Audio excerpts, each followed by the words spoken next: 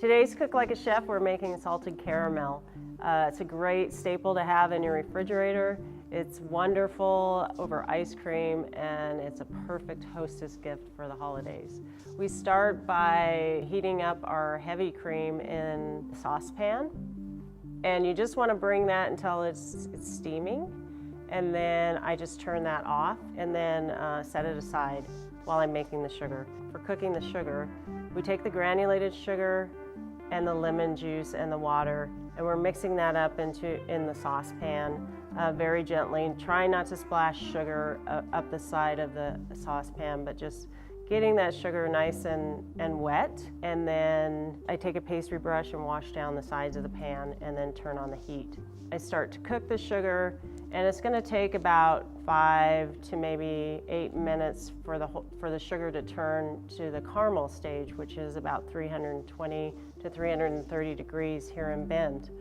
During that process, you're going to see the sugar change from a translucent, it's going to dissolve, and then you'll start to see the bubbles thickening, and then you'll see the color start to change a little bit. And at about 290, it's starting to turn a little brown, a little bit amber.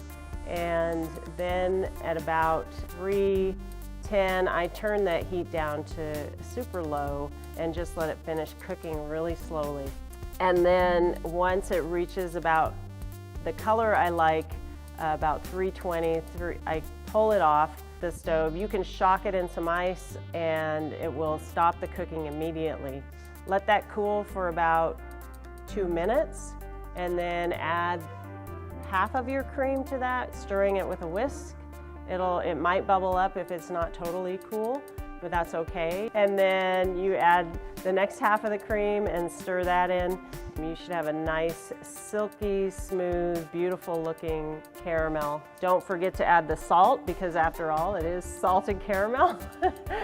And then if you want, add a little vanilla or rum or bourbon to that, just to get a little bit of depth in there.